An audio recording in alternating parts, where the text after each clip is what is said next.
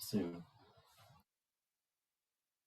Thank you for doing that. And as other folks join, we hope they can add their information in as well. But before we get started, would ask everyone that's participating, if you don't mind, just to put your name and your organization in the chat, uh, just to kind of expedite but not gloss over introductions, so we kind of know who's with us today. And I already see several folks from a variety of backgrounds. It's a great group, and hope to learn a lot as well from our speaker today, Jen Weiss. So as you're putting in your information, I'll mention that a couple of introductory remarks, just sort of orient us to what we'll get going on today. So for those that don't know me, I'm Jason Wager. I'm Assistant Planning Director at Central Atlanta Regional Council and also coordinator for the Department of Energy Clean Cities program here in the Greater Charlotte region, the Central Atlanta Clean Fuels Coalition.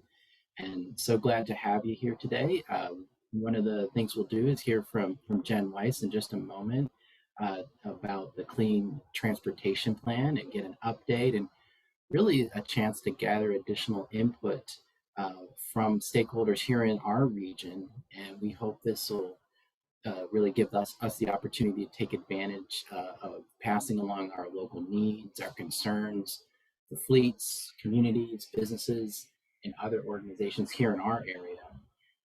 This includes our plans, our barriers we're anticipating in this realm, everything in between that you can imagine related to clean transportation efforts that we wanted to make the state aware of. And of course, we do want to hear about activities across all fuels and technologies. I know a lot of discussion these days revolves around just electric, but we want to kind of hear any and all comments or technologies, etc. Ultimately, your input will guide the needs and recommendations that come out of the planning effort that North Carolina is undertaking right now.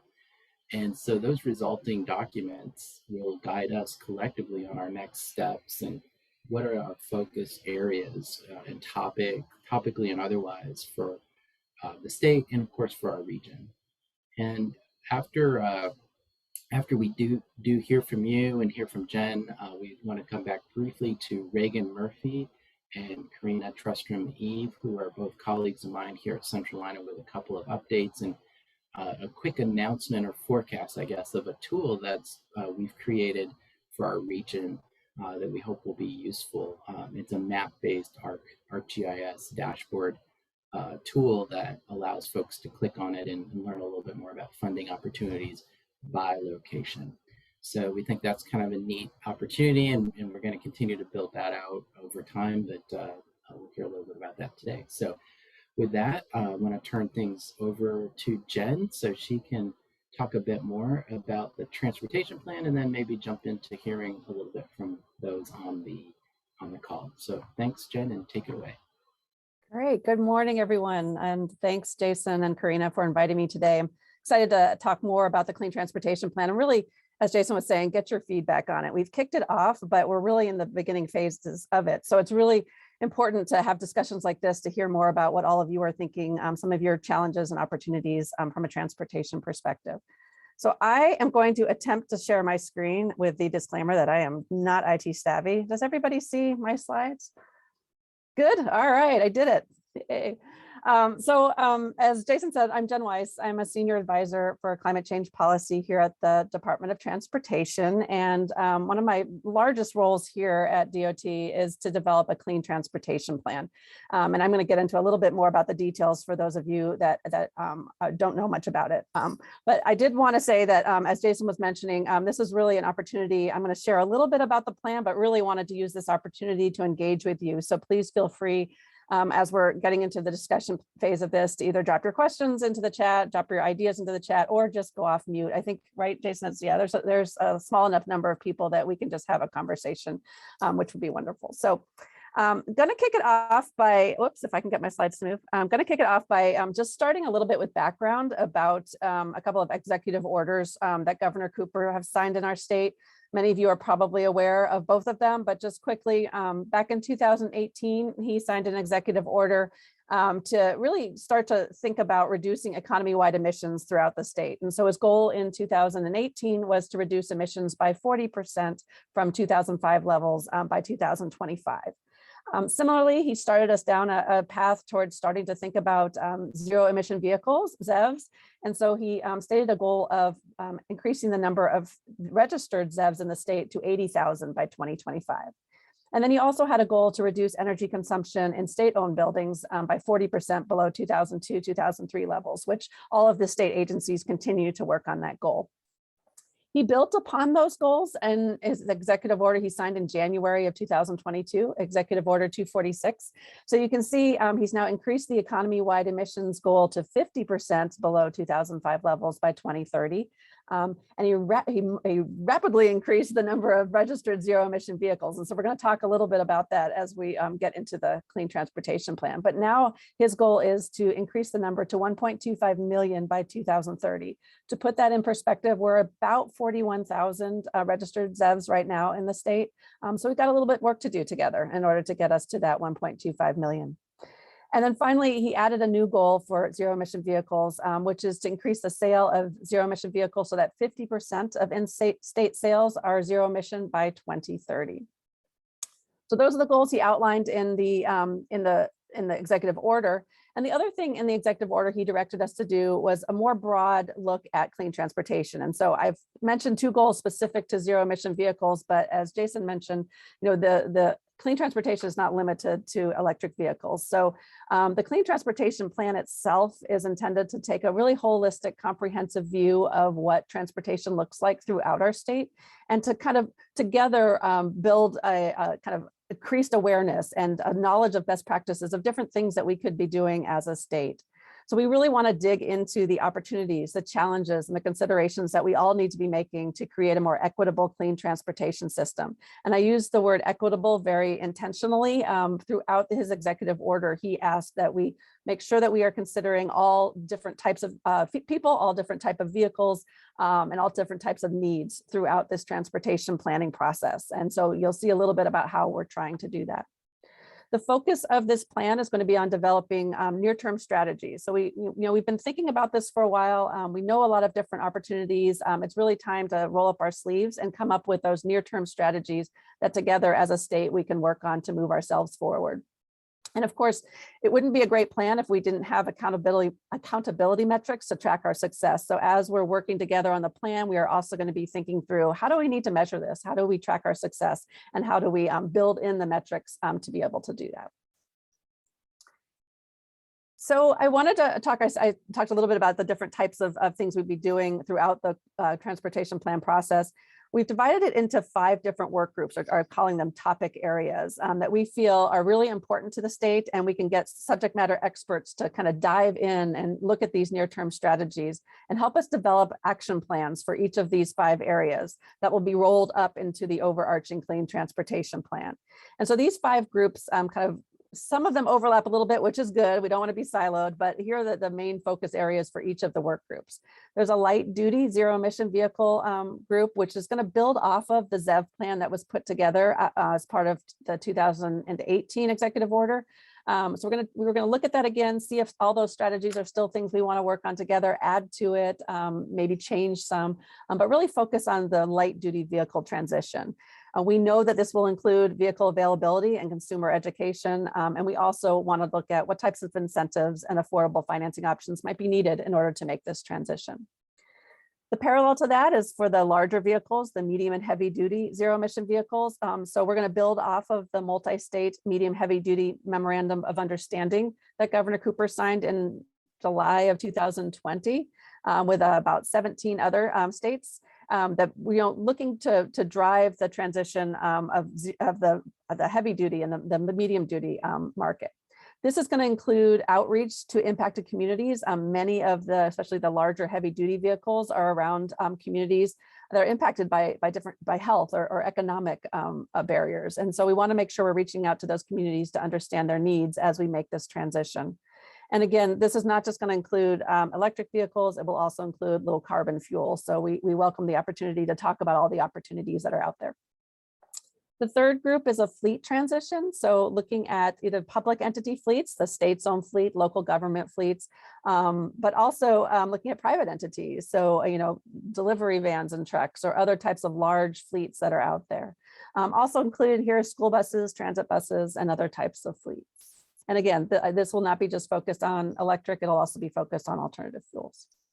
The third group is just reducing the amount of vehicle miles we travel to begin with, kind of the energy efficiency perspective in the transportation space. So I'm going to build off a task force that already exists to reduce vehicle miles traveled and looked at different travel demand management strategies that can include transit, biking, pedestrian, passenger rail, and other modes of transportation that are non-vehicle. And then the last one is kind of an overarching transportation infrastructure. How do we build the infrastructure to be able to enable the transition of the first four groups? So that can obviously include EV charging infrastructure, but it can also include the different alternative fuels we may need to be putting in place. So we're going to look at the mapping of these, the siting of these, identification of gap areas. Falling within this one, and I'll talk a little bit more in a bit, is the funding that's coming from the Infrastructure Act, the bipartisan infrastructure law. So that can include the NEVI funding, the National EV Infrastructure Funding, or other types of funding that might be available to help us build out the infrastructure. There are cross-cutting themes across all of these areas. So each of these work groups are going to take a look at these 6 areas to make sure that we're inclusive in the strategies that are being developed. This will include equitable access to clean mobility, making sure that everyone has access to the different types of vehicles and transportation modes that are being developed. We want to take a really close look at the economic and workforce development opportunities. There are definitely, as we're making a transition to different types of fuels, there are workforce development opportunities that exist. How do we train our workforce to be ready for this next phase? And how do we build our supply chain and bring in new businesses to our state? Education and outreach is going to be important in all of the work groups. How do we improve awareness, the benefits, the opportunities, the challenges? Just how do we make sure that everyone is aware and moving forward together with us? We do want to look at the health impacts. I mentioned specifically the ones from the medium and heavy duty transition, but there's other health impacts as well as we make the transition to cleaner transportation. And so want to be including those impacts as we analyze and develop our strategies together. Incentives and financing is a key area. How do you increase demand? How do you overcome some of the economic barriers? What types of incentives and financing might we need to consider? And then finally, the policies and programs. What are the legislative changes that might need to be made? Are there regulatory changes or any programmatic shifts that we might need to do in order to reach our targets? Across all of these areas need to be considered with an equity lens. I mentioned that up front. That is a huge component of Executive Order 246 and part of the Clean Transportation Plan. So we will be considering all of our strategies with a social equity lens. From a timeline perspective, we were given 15 months from the date that the executive order was signed to develop the Clean Transportation Plan. So that puts us at April 7th, 2023, if not earlier.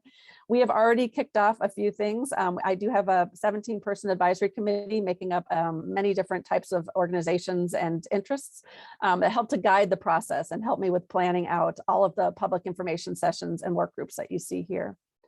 We kicked off the transportation plan on April 1st with a public information session, which is available as a recording on our website. And I have a link further on in here that if you haven't seen it, you can go back and listen to what we're trying to do or what we're trying to accomplish together with the Clean Transportation Plan. And then we kicked off those 5 work groups back on May 5th. We had a kind of an introductory orientation meeting, and then we broke out into breakout groups for each of the work groups. And again, those recordings are also available on our website if you did miss it and you wanted to tune into it. But now what kicks off is this deep dive, 6 months of work within these work groups in order to develop these action plans by the end of September. And so every month these groups are going to get together. They're going to think through different strategies. They're going to look at it through those different lenses and cross-cutting themes, and they're going to develop an action plan by the end of September. The DOT, along with our consultant, Kimley Horn, will take all those action plans, roll them together into the Clean Transportation Plan, put a draft back out to everyone, including all of you, for your comments, and then wrap it up and give it to the governor by the beginning of April. Throughout all of this, we want to have really far-reaching public information sessions. So I mentioned that we already had one in April. but we'll plan to have another one in June, another in October, and another in March, just to make sure that people who aren't able to participate in the work groups have the opportunity to listen in, to learn, and to offer their feedback. Also, I'm doing a lot of these type of listening sessions where it's a more in-depth, close-knit kind of conversation so that I can actually engage and hear directly from you. And so if there are other opportunities that you see, if there are other events that you all are having and would like me to attend, or one of my colleagues, we're happy to do that, because we really want to make sure that we're hearing from everyone throughout this transportation plan process. So this is the part where I stop talking a little bit, and then I'd love to get your engagement. I thought we'd spend maybe 5 minutes or 6 minutes on each of the different working groups. As I mentioned, we had our kickoff meeting on May 5th, and we had breakout groups into each of the 5. And so what you're seeing here is a summary of some of the themes that occurred in each of the working groups. And I thought what I'd do is share 2 or 3 themes from each working group, and then stop and open it up for discussion from all of you. How do these resonate with you? Are these themes that that you are considering? Are there other things that we should be considering as a challenge or an opportunity within each of these work groups, so that I can take it back with me and share it with the work groups and the team leads? So from the light duty zero emission vehicle perspective, and I should back up a second and say, what we did in that first breakout was not limited to anything. We just said, what's on your minds? Tell us some of the challenges, tell us some of the opportunities. Just tell us, we want to know what's going on in your minds, what are the needs? And so here are the themes that came out of the light duty zero emission vehicle work group. Access to ZEVs was a really important element. So, we all know that there's new models coming every day, but right now they're difficult to find and they're not affordable to many people throughout our state. And so if we want to increase that market share to the 50% by 2030, we need to increase the availability for both new and used ZEV. So what type of incentives should we be looking at? Should be a high area of focus. And then the access to charging, range anxiety is real. And so we want to make sure that people are feeling comfortable, that they'll be able to charge at home, at work, on the road. And so how do we build out the charging infrastructure collectively together so that we reduce this range anxiety? So that was a consistent theme there. So I'll stop, and Jason and Karina, and open that up for anybody who wants to kind of chime in. Do these resonate? Are there other things we should be considering? Yep, I see Terry, you've got your hand up. Thanks, Jan. Thanks, everybody. This is a specific example that's come up in Charlotte when we went into our land use plan and our comprehensive transportation plan. And when we talk about access to ZEVs and access to charging, we've had some significant conversation around placing those locations in the public space, specifically in the road. Using roadway space for these types of facilities. And there's challenges around parking. So I think that's a consideration. And I think the access to charging may be an investment that the technology for the product is going to solve itself in the coming years. But thanks. The one note I will say is the access to those places needs to have a land use and a comprehensive transportation plan lens on it, so that we don't prioritize parking of those cars on roads in lieu of bike lanes, separated bike lanes, sidewalks, access to sidewalks, those kinds of facilities. Thank you. Yep, good, very good point, Terry. Thank you for that. Great. PJ. Thanks, Jason. I'll turn on my video so I'm not a disembodied voice. Jen, I just wanted to ask, well, I guess I'll make a clarifying statement first. So a lot of zero emission vehicle sales in other states kind of hooked along with these incentives for vehicles, whether they were like point of sale or tax breaks or some kind of additional incentive on the state level. And when certain states like Georgia lost those incentives, then you see the sales of these vehicles drop pretty significantly. So considering for North Carolina, if we don't have any kind of legislative action that would create an incentive for these vehicles, what power does DOT have, or what ability does DOT have to incentivize vehicle sales? Thanks. Yeah, and I I hear you that incentives have really helped in the past. So I will say from DOT's perspective, what we're looking to do is learn from stakeholders. So what do stakeholders feel that we need? And then, kind of work together to work with either a legislative fix or with dealers for from dealer incentives. So it's not going to be DOT, I don't think, going out and saying, we're going to make this incentive real. But I think as a stakeholder group, we can make those recommendations through the Clean Transportation Plan, and then together collectively bring that to the General Assembly.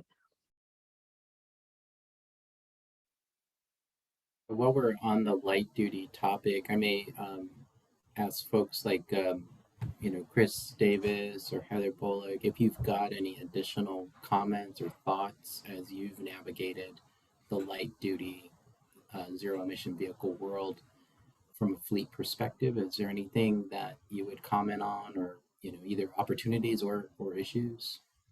I wasn't sure if you guys were, if it fits here or if it fits in the third group, but I will say one thing that we really see as an issue is our take-home policy for EVs. That's a huge one for us, and one we're trying to tackle right now. And so getting the best, information, best practices out there across the country for that would be, really helpful, because in some departments, and I would say at the county as well, because we were just talking with the county, the car is part of their compensation package. And so we have to figure out, how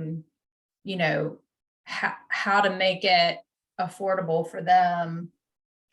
And since we don't have the ability currently to have like a fleet core, fuel man type of system for EVs, that's a huge challenge. So in the meantime, we're going to have to figure that piece out.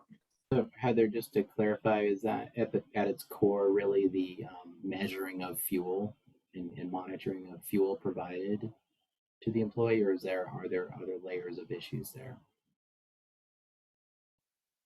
I think there are other concerns that could be allayed that we've heard from our staff, but just because obviously of the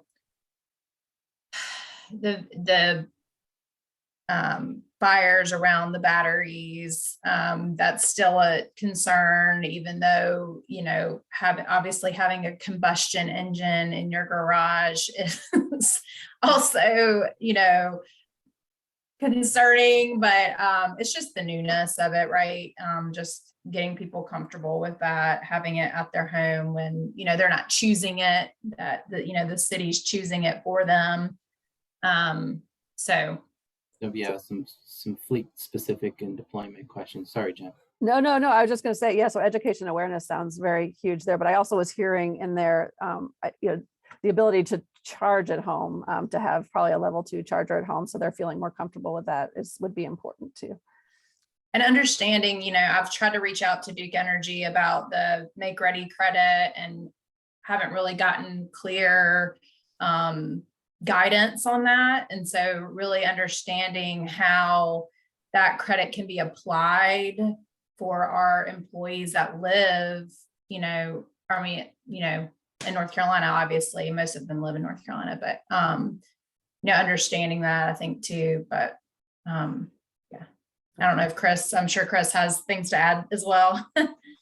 Good morning. I'm Chris Davis with the City of Charlotte, and yeah, I'd like to add, of course, we have a number of employees who do not own their own homes, so take home electric vehicles, and charging would be something that we're looking at, and where they could charge and how they could charge. So that's an issue we're talking about now. And then I'd also like to speak to the access to the ZEVs. Of course, like we've heard this morning, more electric vehicles are coming, but it's going to be a while. And there's huge demand for vehicles of all kinds. We're seeing orders that we have for gas engine pickups trucks from last September that still don't have a build date. And there's, the desire for electric vehicles is outweighing the current ability to produce those.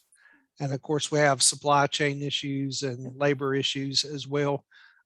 So I think it's going to be a long couple of years until manufacturers can come close to catching up to demand, especially from municipalities who want to move toward these 2030 goals, maybe sooner than later. Chris, I've heard you talk specifically for local government fleets and other fleets. It's the light duty pickups that are really a need as well. Electric, of course. So the Ford F-150 Lightning being an obvious example right now, but kind of going forward, the market is pretty thin in terms of options in that array, right? Yeah, I think the Chevy Bolt has been a good electric vehicle for the city of Charlotte, but a lot of folks want to have something a little larger. So now we're getting into some medium-sized SUVs availability. I think that the light duty pickup, the half-ton pickup, is going to be huge for a lot of our field inspectors and administrators and things that need to go in the field, but also carry tools and equipment and things and have safety lighting and whatnot. So it's going to transition fairly quickly once we have the availability, but it looks like that's going to take a while. 200,000 Lightnings are not going to go that far across the country. So yeah, you're right. Yeah. Well, it's good to know that the demand is there though. So it's promising. You're right, but we need to catch up.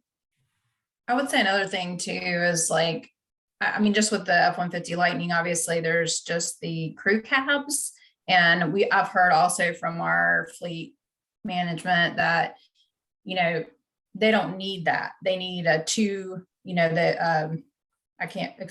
what is it called? Extended cab, I believe, instead of this. And we really have to think about the efficiency even of electric vehicles. Let's not get the biggest thing out there just because it's an EV and it fits into our fleet. And to just piggyback off of what Chris was talking about with our employees and equity for our employees, we've looked at potential. One of Steve Gucciardi had talked about doing hubs around the city, and so we're trying to figure that out. But so in terms of access to charging, there's lots of grant money out there, but there's very little grant money for fleet level charging. That and so it has to be publicly accessible, but we can't have all of our fleet be publicly accessible. It's just not going to work. Yep, good. Thank you, guys. And I knew that we've got a couple of dealers on the call. I might specifically call out Stephanie. She and I exchanged a few emails a couple of days ago. Would it be possible for you to kind of give us a broad overview, Stephanie, of some of the challenges maybe that you're facing as a provider of light duty ZEVs? I know you had mentioned that you had a few in stock, which was super exciting. But are you kind of seeing similar issues as to what kind of Heather and Chris were mentioning, perhaps along the supply chain, is it truck focused need that's out there?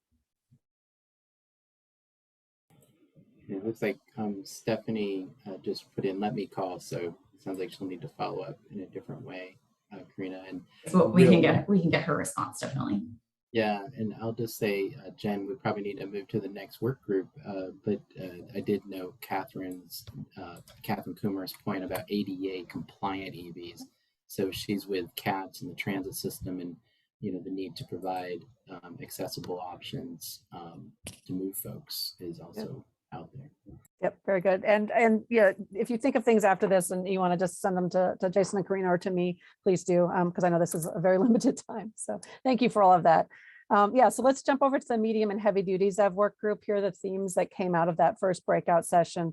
One is infrastructure needs, and this is, it's different than light duty, right? So as we're building out the light duty network, we need to be thinking that it may not work for these larger medium and heavy duty trucks.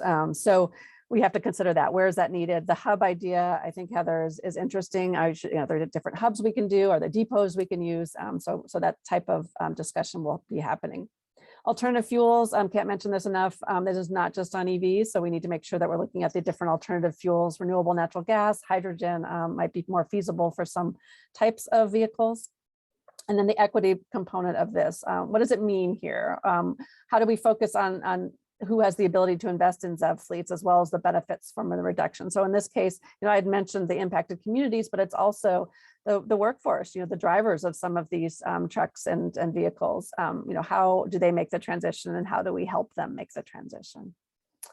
What else is on your minds for medium and heavy duty?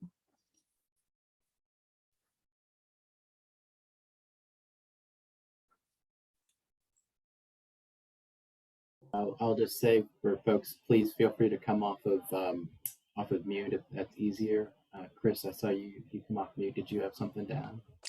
Yeah, again, availability is an issue, and we've had a hard time getting solid specifications and even pricing from vendors or manufacturers as well. We're still kind of early in, but we're interested and anxiously awaiting options.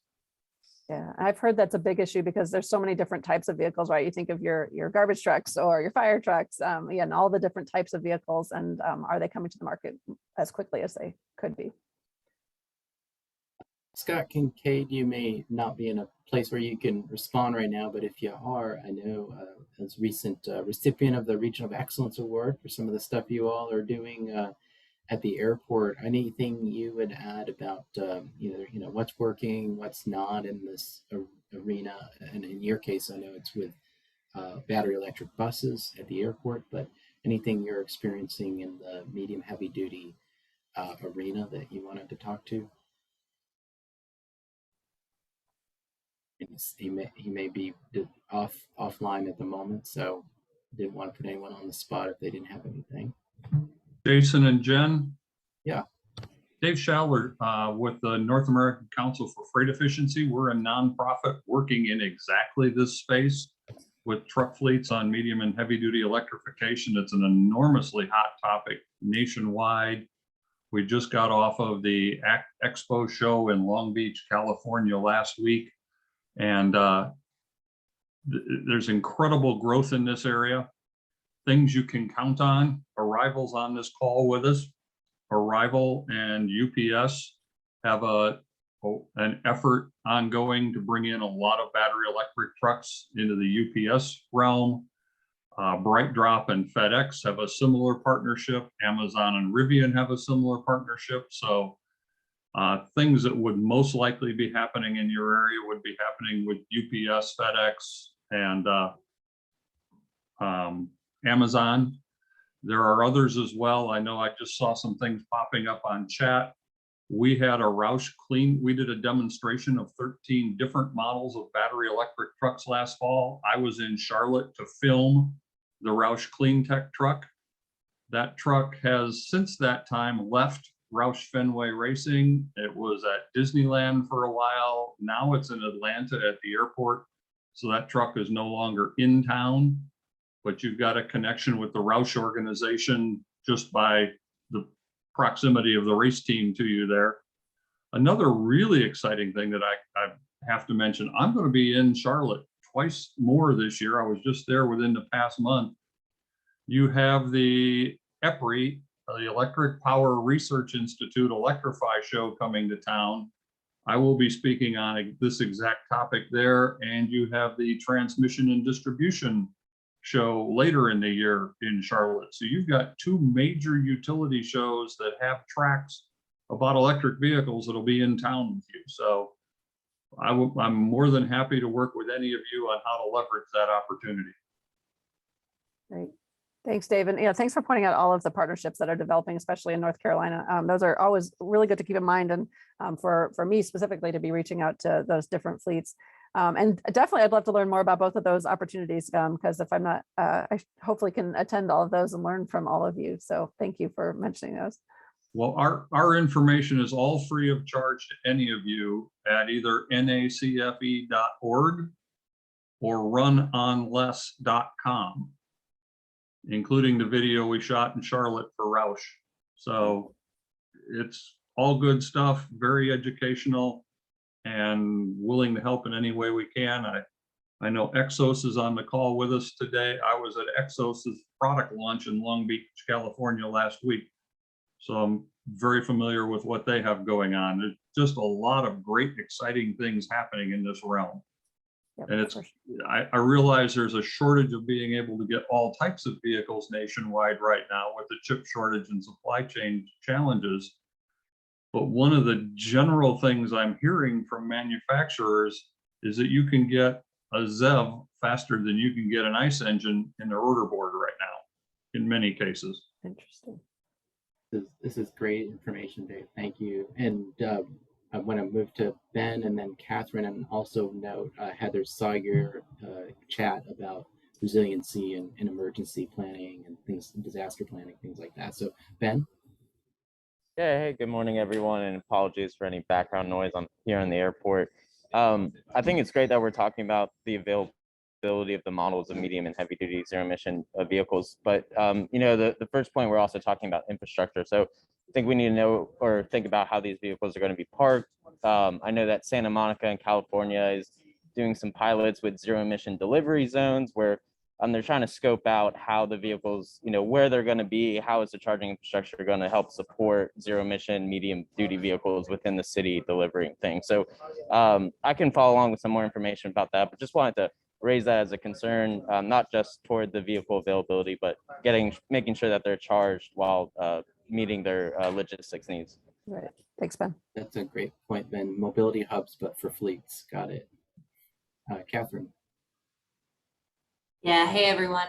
I'm part of actually a couple of the working groups, happy to be so. And I think one of the gaps that continues to be apparent for me is, and I think could be really helpful for all of the communities and municipalities across our state that are working to make a transition to zero emission vehicles, would be the development of a zero emission vehicle transition plan statewide that would include feasibility analysis that's going to direct us on exactly what our threshold per fuel source looks like. Because there will come a time where we'll get to, and we don't know what that number is yet. We've not conducted that within our own organization, however, intend to. What is our threshold for electric? At what point is it just literally too expensive for us to transition any more vehicles to EVs? What is the diversification of zero emission vehicles look like, as well as zero carbon sources? I think as part of those transition plans, what's really important, and also not something that has been contemplated in a public capacity just yet, is land acquisition. Again, the infrastructure needs, but are there ways for communities, municipalities, organizations to work together to, Jason's point before, have mobility hubs or charging hubs? Is there something that we figure out with, I'm speaking selfishly about our region, but with Gastonia, is there centralized charging where also school buses can charge, by way of example? And is there an opportunity perhaps for the state to lead through this transportation plan? The cost, of course, is also a factor for consideration. Here at the city, as per the CAP, we're 100% zero carbon sources by 2030. So where most transit agencies are still purchasing diesel and gasoline vehicles with their CIP budget, we're budgeted for 100% EV based on our policies. So where Lono would come in and be supplementary, it doesn't really work for us. The 80-20 split through our formula funds versus grant funding, it's almost more expensive to actually apply for those funds when you're already budgeted for that based on your policy. So again, there's grant funding, but really looking at where are you going to be most responsible in your use of all of your funds is something that we are encountering. Resiliency to the grid, microgrid opportunities. Right now we have 12 battery electric buses. We'll have 18 by the end of the year. We have committed to 16 next year. And there may be opportunity for more. And I think about the grid going down on a regular basis. We plan for that worst case scenario, but I think contemplation around second life of those batteries is something that could be further explored to use those as microgrids. Yeah, Catherine, these are great points. Everything from risk management that fleets and local governments are asked to look at in a very different level and kind of scale than individuals might be. And also, fleet considerations around really duty cycle. What you had to look at when it was a diesel vehicle was already, several factors. Well, now there's an additional layer that needs to be pulled into that discussion around the charging, as you mentioned. So those are great points. So Jen, I don't want to keep us. I know we're getting a lot of good discussion. This is great, but you had a couple other working groups. Yeah, thanks. This is wonderful. And I think some of it's leading over, like I said in the beginning, over into other groups, which is fantastic because we all know this is not going to happen in each of these silos. So thank you all for all of that input. Just a couple more thoughts on the fleet transition resources. And I think this isn't exactly what you were talking about, Catherine, but it's similar as, transitioning away from the diesel transit fleets to electric costs money. Who pays for it? How do you prioritize the resources, urban versus rural? So a whole bunch of different things we need to be considering as we're figuring out who pays. And then education awareness, again, key to fleet transition. We talked about this a little before with the city of Charlotte. Why am I doing this? Why are you making me do this? Might be elusive at this point. So it's going to be really crucial that we discuss and make people aware of the benefits as well as the impact to them as they're making the change. And I know there were a bunch of other things. I think we can go through the notes and move them around. But were there any things that haven't been mentioned yet from a fleet transition perspective? This is Stephanie True with the Hendrick Luxury Group. How are you all? One of the things that affects us, and again, we're selling the vehicles and servicing them. So we definitely have supply chain issues. So, we're selling 100% of our ICE engines and our EVs, and we're well into our allocations. Many of the manufacturers have their goals by 2030 to have a majority of the vehicles, or quite a few more vehicles, all EV, and transfer the engine from like the plug-in hybrid electric vehicles to fully electric. And that's happening more as the capacity increases with the battery. The manufacturers I also see, especially the ones that are more European influenced, are really vested in sustainable production practices of the vehicles and being able to recycle them and deal with the batteries. And also at the dealership level, with our commercial trucks and the vans that are going electric. We're expecting Sprinter maybe to be at the end of 2023 coming EV to the States.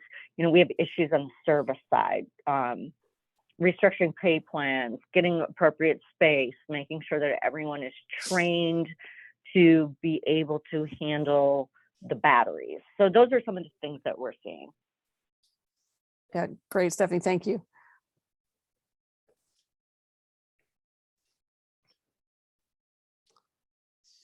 Hi, it's Chris with the City of Charlotte. I would just want to say I wouldn't want to discount alt fuels either. Lots of good work's been done in renewable diesel, renewable propane. It's going to be a while before our mid-sized vehicles and heavy-duty trucks are able to go full electric or maybe some other fuel choice. So yeah, I look forward to municipalities and state governments looking to invest and encourage ongoing development of other technologies that I think when we take a hard look at the numbers, we could see substantial emissions savings and air quality improvements. So those are there and not to be discounted. Yep, absolutely. Thank you, Chris. I'm just seeing a couple other chat items. Terry mentions about legislative, we need specifications and budgets for transit buses, school buses, and fleet turnover requirements. And Ben went on to mention, sunset dates for diesel purchases and things of that nature. Yep. Great. I'll jump into the next one because it's a little bit different. So we'll get some feedback on the VMT group. So the things that came up or as themes, and obviously there was more than just these, but the themes that came up was removing regulatory and funding barriers for non-highway programs. So, how do we do more that's not on the highway? Establishing effective statewide VMT and travel demand management programs. We've got a list of different options that we could be considering that came out of the task force, but going through those and thinking about what might really work here in North Carolina is going to be important. Promoting commute trip reduction strategies and setting mode share targets and goals. So going back to my metrics, how do you develop goals so that you can promote some of these strategies to reduce VMT? And then aligning land use, economic development, transportation investment strategies. I think we talked a little bit about that already on the call, but would be interested to hear more of what you guys are thinking with respect to that. I was curious with BMT, are you also speaking of like vehicle mile travel and thinking of taxation and ways for road use taxes in the future? Yeah, that's a really good question, Chris. We get asked that a lot. So that is something that's being considered by the legislature and is being worked on right now. So it's not specifically part of the Clean Transportation Plan. We're kind of aligning with them, working in parallel. But it cannot be ignored, right? So we all know that as we transition away from gas tax revenue, we need to be coming up with that somewhere else. So while I'm not anticipating that we're going to come up with strategies for it, it's definitely going to be a consideration as we're thinking through the strategies. But again, it's already something that's underway within the General Assembly. So it's not something that we are going to directly have a discussion around. Thank you.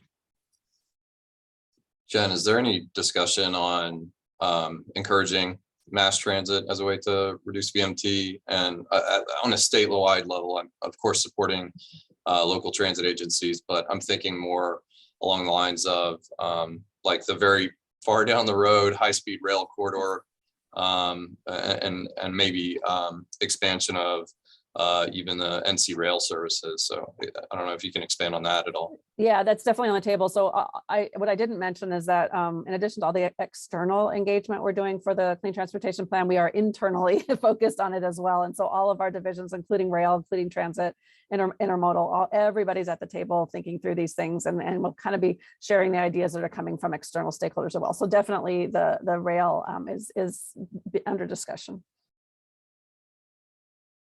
Thank you. Yeah, I mean, to the Charlotte point, one of the things we talk about a lot is moving the Charlotte rail station and then increasing the intermodal opportunities around that, right? And so, is that something we can use as a model throughout the state?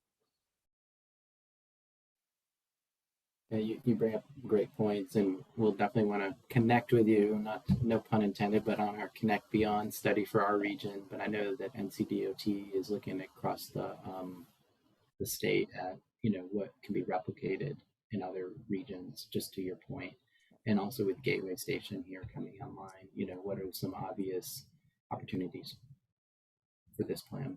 Definitely. All right, should I go to the next one since I know we're running out of time?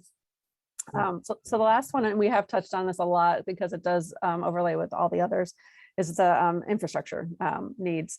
And so we talked about the grid, the grid capacity and alternatives to traditional power sources. As we start to increase the number, especially of electric vehicles, how do we make sure that charging is consistent and reliable? How do we make sure that we have that built in?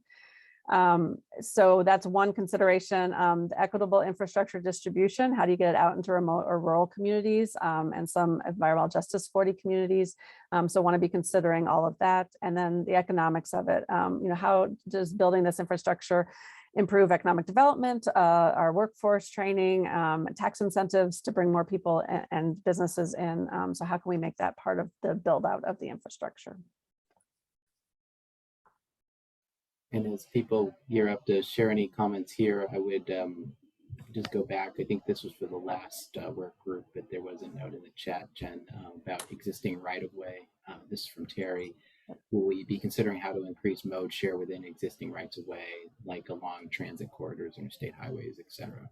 Yep, for VNT, absolutely. And see your note about would love a high-speed rail corridor, not in my professional portfolio, but would be huge to take cars off the road. I personally agree with you, Ben.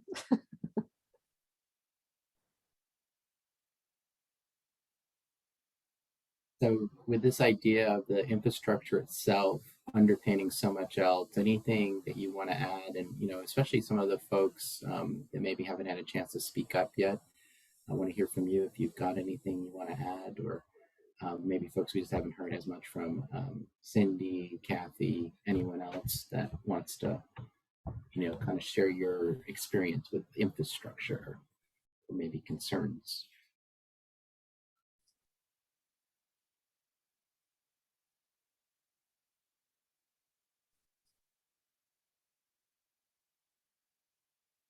I think we have heard some comments already from like Catherine. You mentioned some items related to infrastructure. Stephanie did as well on some workforce readiness elements. Obviously, that was in relation to the dealership side, but there are other elements as well. Heather, did you have something you wanted to add? I just have a question, I guess, really more. Jen, do you guys have thoughts on who you want providing the public infrastructure? I mean, who would be the optimal? I mean, the business community, is it going to be something where, a charge point comes in and, puts in a bunch of charging stations and, what is there a sort of strategy around that? Yeah, the specific strategy is not in place. I think the market's going to kind of dictate that. I will tell you from the National EV Infrastructure perspective, the money that DOT will be receiving, we do not plan to own any stations. And so we will be working with private parties to own those stations as part of that infrastructure money. But beyond that, we haven't, there's no plan strategy for that. It could be something we could consider, but it's not something that we right now have a plan for. Jen, can you comment on what kind of database modeling DOT is using to consider where charging infrastructure may need to go, especially in some of the more rural communities? Yeah, so we're working internally with our mapping group and our transportation planning that we use the data coming out of the alt fuels corridor and then overlaying different layers to it. So that could be poverty levels, it could be the amount of traffic that goes through. But then our consultant, Kimley Horn, is going to take that another step further and I think use streetlight data, which this is new to me, but use different data to see where people are traveling to. Because as we're building out corridors, want to make sure that we're not just putting down a station in the middle of somewhere where people wouldn't be able to continue their trip. And so really looking closely at where people are traveling and how we can help them to get there. Thank you. This is great, and I see the comment from Terry as well about integrating other local initiatives and policies with the state level plan and initiatives. Great point. City's UDO, another good example going on right now, the city of Charlotte. So we did want to leave enough time to hear from Reagan here in just a minute, but I do know you had a couple more quick hitters for folks here, Jen. Yeah, and apologize, these are long links. And so I don't know if you guys are sending these out, but I can certainly provide it. But if you go to our website, we have the recordings from the April 1st kickoff. Just to give you another, it's pretty much what I just said, but if you wanted to see it again, it's there. And then the work groups kickoffs, we have the orientation as well as each of the breakouts are there. So if you wanted to dig into any of the additional information that was provided in those breakouts, you can find it there. And then just a big plea on this last part, if you haven't already taken our transportation plan survey, it's about 5 minutes long. We would love your input as well as send it out to your colleagues, send it out to your networks. We want to hear from as many people in North Carolina as we possibly can. And then the last thing I had, and this is just in the slides, is just the bipartisan infrastructure law money, which I won't go into because you probably all are pretty much aware of it, but definitely we're focused on the NEVI plan right now. And then looking to work with a lot of you on the community grants, the discretionary money, thoughtfully putting together different applications for that. So I want to thank you for your time, and thank you. I probably went over, but I really appreciate all of this input, and looking forward to seeing many of you, I think, within the working groups. But if not the working groups, please, feel free to attend the public information sessions and other ways to engage. So thank you, guys. Great. Thanks so much, Jen. We really appreciate your presentation, and also to our stakeholders for providing your input. Like Jen was saying, this feedback is key to highlighting not just EVs, but also all the available alternative fuel options for industry, fleets, and organizations. And I think we all realize that too, the longer and more money comes out and things like that. So the CCFC staff will be sure to publicize any future input opportunities and distribute any information and materials that come out as a result of these engagement sessions. So no worries, links will be sent out in case you didn't catch them. So before we wrap up, we just have the 2 quick opportunities that we wanted to be sure that y'all could take advantage of. And the first is going to be our super brief presentation from Reagan Murphy, my colleague at Central Atlanta Regional Council, who's one of our fellow planners. And she's been assisting our Clean Fuels Coalition project team with work on the curbside charging, otherwise known as the pole vault project, some of you may know about. She has also been working on what we're hoping will be a useful map resource that may be of interest to you. So I'm going to go ahead and turn things over to her. Reagan? Sounds good. Thank you, Karina. Good morning, everyone. It's a pleasure, or I guess almost good afternoon. It's a pleasure to be able to speak with everyone today. As Karina mentioned, I'm Reagan Murphy, and I'm a regional planner with the Central Atlanta Regional Council. I'm going to go ahead and reshare the PowerPoint that we had up.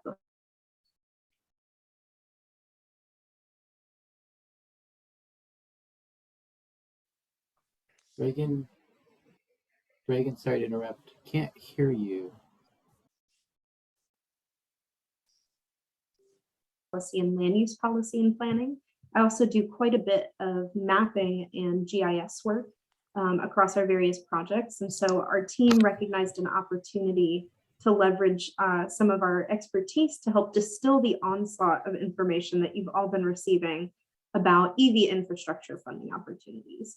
There are a lot of funding opportunities available right now, and with information coming from both the state and federal levels, we want to help our stakeholders, all of you, gain a clearer understanding of which opportunities and resources you might be able to leverage for your communities and organizations. And so to address this need, we're in the process of developing an EV infrastructure and funding dashboard that is intended to be a one-stop resource for you and your organizations, your businesses, and your communities to help identify available funding that might apply to you. The dashboard includes a map, as Karina mentioned, and that'll allow you to view your community, your fleet facility, your office as they relate to the geographic boundaries of specific funding programs. And another element of the map we're very excited about is a layer showing existing publicly accessible EV charging infrastructure. So as you're considering the different types of funding available to help fund new infrastructure or improvements to existing infrastructure, you'll also be able to see the existing network and any gaps that might exist in your community.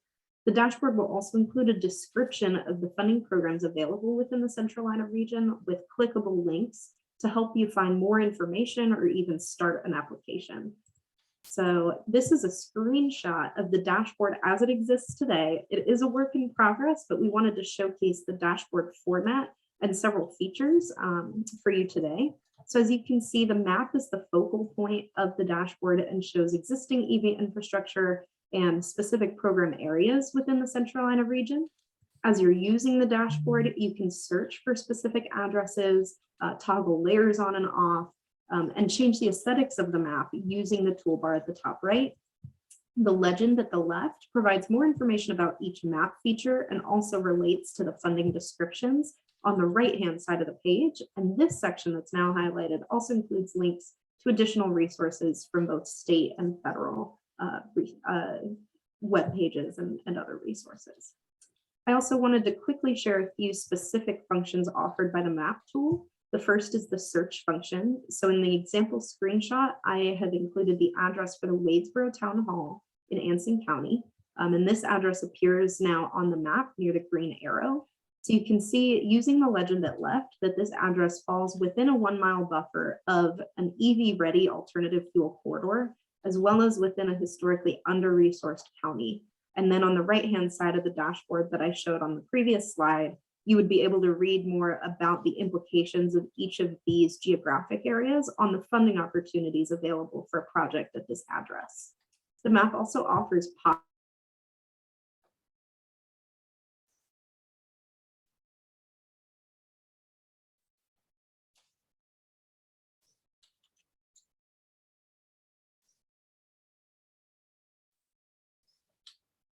level 2 charging ports available and no DC fast chargers.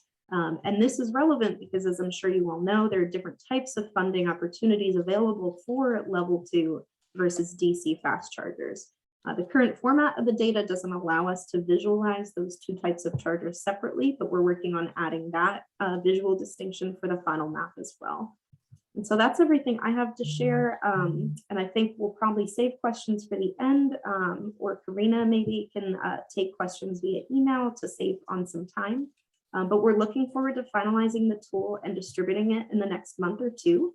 And really hope this will be a helpful resource for everyone in the community. And so Karina, I'll pass it back to you.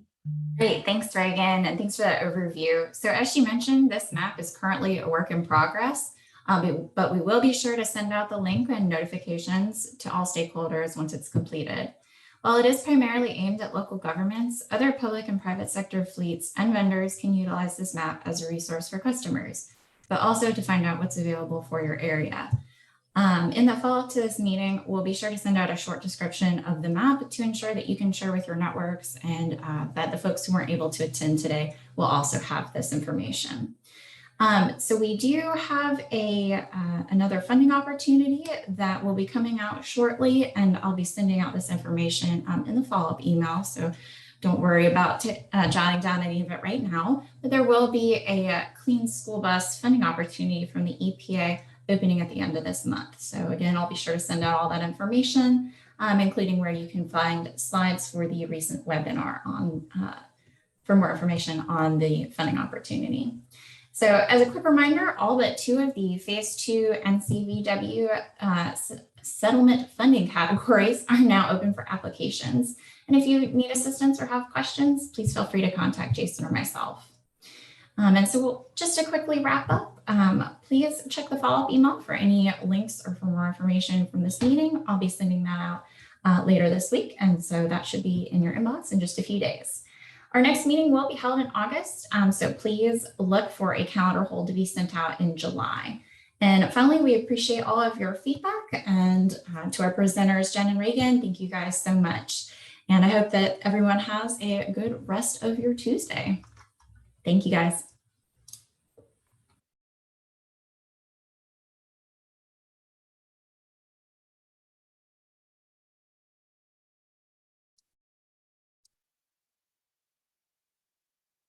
Thanks, Reagan, for making time with us today. I think your sound went out a couple of times for me, and I think I might have even interrupted you, and I realized, oh, maybe it's my internet, and I'm sitting here cutting her off. But I don't know, Karina, you said that it went out. Cutting out a little bit too on my end, but okay. I'll send out kind of some of the highlights from your presentation, just that way everybody has it. Yeah, and I have my talking points written up, so I can always just shorten them into bullet points and send those out, or send to you to send them out. Thanks. Cool. And I think we can stop recording now, by the way.